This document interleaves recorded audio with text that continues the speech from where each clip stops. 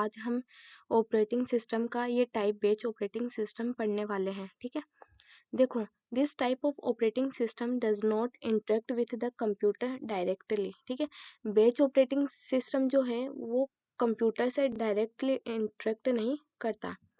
There is an operator which takes similar jobs having the same requirement and groups them into batches। मतलब कि इसमें क्या होता है, इस ऑपरेटिंग सिस्टम का नाम जैसे कि बेच ऑपरेटिंग सिस्टम है, तो बेच का मतलब है कि इसमें ऑपरेटर एक होता है जो हम इसको इनपुट देते हैं, यानी जो इसको जॉब मिलती है उसमें ये सिमिलर जॉब्स के अलग अलग ग्रुप बना लेता है, जिनको क्या बोला जाता है, बेच।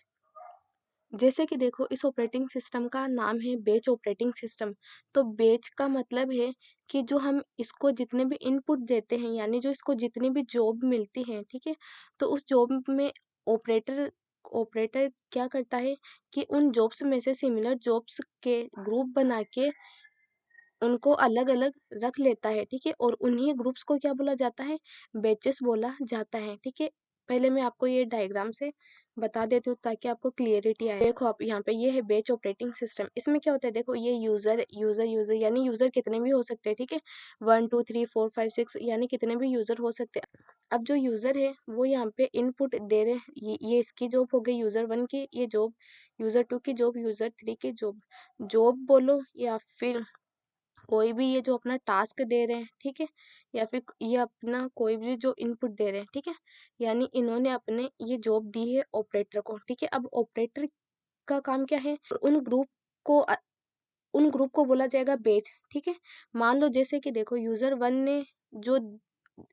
यूजर वन ने इसको जो जॉब दी है उसमें 2+2 का एडिशन करना था। ठीक है, इस यूजर ने बोला कि मुझे 2+2 का एडिशन करके दो, और यूजर जो ये सेकंड यूजर है इसने इसने बोला कि 2 में से मुझे 2 को सब्ट्रैक्ट करके दो, और जो यूजर 3 है इसने भी बोल दिया कि मुझे 2+2 को ऐड करके दो।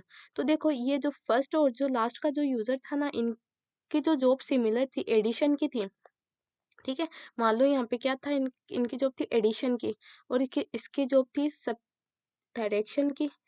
तो ये ऑपरेटर का काम क्या होगा कि इन दोनों को एक जगह करके ये बना देगा अलग से जॉब, या इसकी, और ये जो सब्ट्रैक्शन था उसका ग्रुप अलग से बनाएगा। ठीक है, तो इन ग्रुप्स को अब बोला जाएगा बेच। ठीक है, ये अलग अलग बेच बन के कंप्यूटर के अंदर इनपुट के फॉर्म में जाएगा। ठीक है, अब देखो, ये यहाँ पे बेच बनते हैं, इसी वजह से इसका नाम क्या है, बेच ऑपरेटिंग सिस्टम है। याद रखना कि जो यूजर होते हैं वो उसको जो इनपुट देते हैं, ठीक है,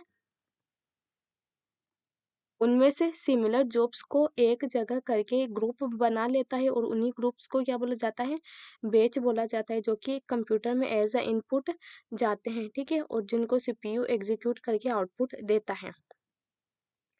अब देखो, अब आपको ये पॉइंट्स ज्यादा अच्छे से समझ में आएंगे। ठीक है, there is an operator which takes similar jobs having the same requirements and groups them into batches. यानी कि जो ऑपरेटर है वो सिमिलर जॉब्स जो होगी उनके अलग अलग से ग्रुप बनाएगा। ठीक है, जिनको ना क्या बोला जाता है, बैच बोला जाता है। ठीक है, सेकंड इसका जो इसका अगला पॉइंट है, it is the responsibility of the operator to sort jobs with similar needs. यानी ये रिस्पॉन्सिबिलिटी किसकी होती है कि उनकी जितनी भी जो जॉब्स मिली है उनको ना सिमिलर जॉब्स के अलग अलग ग्रुप बनाने हैं। तो ये होता है ऑपरेटर का काम। ठीक है, ये काम करता है ऑपरेटर। अब जो इसका अगला पॉइंट है, batch operating system is design to manage and execute a large number of jobs efficiently by processing them in groups.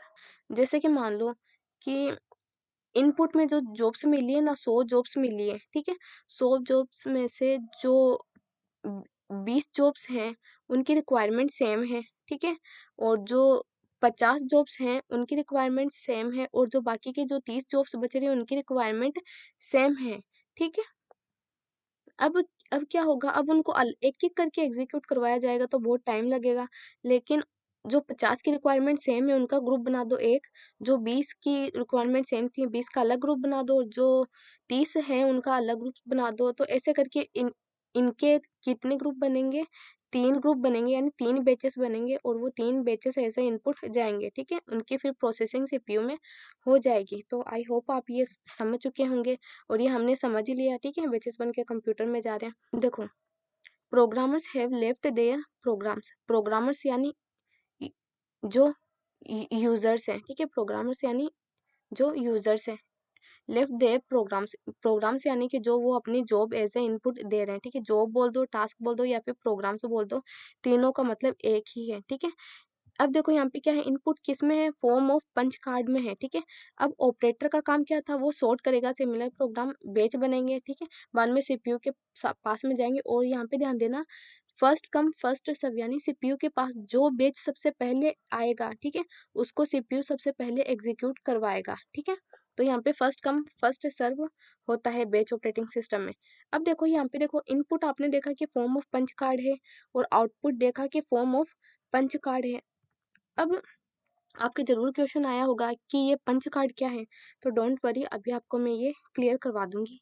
देखो, ये जो आपको पिक्चर दिख रही है ना, ये जो इमेज दिख रही है, ये एक पंच कार्ड की है, ठीक है। इस पंच कार्ड में देखो आपको ये होल्स भी दिख रहे होंगे, तो पहले तो देखो ये वाला पॉइंट पढ़ेंगे। अब punch card is a rectangular piece of cardboard with holes punched in it to represent data. They were the primary way to input and output data to computers until the 1990s.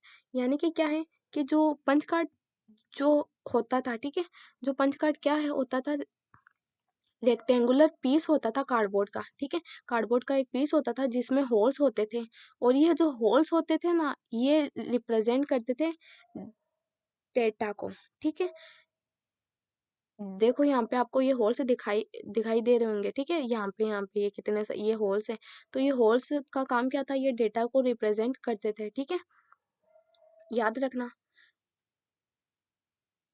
और देखो, तो जो हमारा input भी क्या होता था, punch card के फॉर्म में होता था और आउटपुट भी क्या होता था, पंच कार्ड के फॉर्म में ही होता था। अब देखो इसके एडवांटेजेस हैं, multiple users can share the batch system, ठीक है, यानी कि हमने वहाँ पे पढ़ा था कि हमने जैसे वो डायग्राम देखा था कि यूजर 1 यूजर 2 ऐसे करके यूजर एन कितने भी यूजर्स वहाँ पे हो सकते थे, तो वो मल्टीपल यूजर शेयर कर सकते थे बैच सिस्टम को, ठीक है। The idle time for the batch system is very less, उसके लिए आइडल टाइम क्या होता था, बहुत ही कम होता था, क्योंकि एक के बाद में एक उसको ना सीपीयू को बैच असाइन होते थे, ठीक है, प्रोसेस करने के लिए, इसी वजह से उसका आइडल टाइम क्या होता था, लेस होता था। It is easy to manage large work repeatedly in batch system, यानी कि वहाँ पे यहाँ पे क्या है कि ये ना लार्ज वर्क को मैनेज करना इजी होता था, जो कि रिपीटेडली था, यानी कि उसमें एक तो क्या था कि अगर जॉब्स आपकी 50 जॉब सेम है तो आप उनको एक जगह करके एक बैच ऐसे इनपुट दे सकते हो, ठीक है, तो इजी हो जाता था मैनेज करना। अब देखो इसके डिसएडवांटेजेस क्या है, the other jobs will have to wait for an unknown time if any job fails, यानी कि देखो, अब उसमें जो बेच गया है, ठीक है, प्रोसेस होने के लिए, अब बेच में क्या होती थी, जॉब्स होती थी। अगर मान लो जैसे कि एक बेच गया है और उसमें उसमें 20 जॉब्स है, एक अब उसमें जो पहली जॉब गई है, ठीक है, वो जॉब फेल हो जाती है किसी रीजन से, ठीक है, अब वो जॉब फेल हो गई तो अब जो बाकी के जितने भी जॉब्स जो ना जॉब्स बचेगी, उनको पता नहीं नहीं कितने टाइम के लिए वहां पे वेट करना होगा, ठीक है, तो ये एक इसका क्या है, डिसएडवांटेज है। Computer operators must have full knowledge of batch system, यानी कि जो कंप्यूटर ऑपरेटर्स होता था, ऑपरेटर का काम क्या था, सॉर्ट करना, ठीक है, जो सिमिलर टाइप्स ऑफ जॉब्स थे उनके सिमिलर उनके ग्रुप्स बनाना, ठीक है, तो उसका उसको ये था कि उसको बैच सिस्टम का पूरा पूरा नॉलेज होना मस्ट था। तो इसी के साथ हमारा ये बैच ऑपरेटिंग सिस्टम हो चुका है, आई होप कि आपको समझ में आया होगा, ठीक है। जो अगली क्लास होगी उसमें हम ऑपरेटिंग सिस्टम का जो अगला टाइप है मल्टी प्रोग्रामिंग ऑपरेटिंग सिस्टम वो पढ़ेंगे।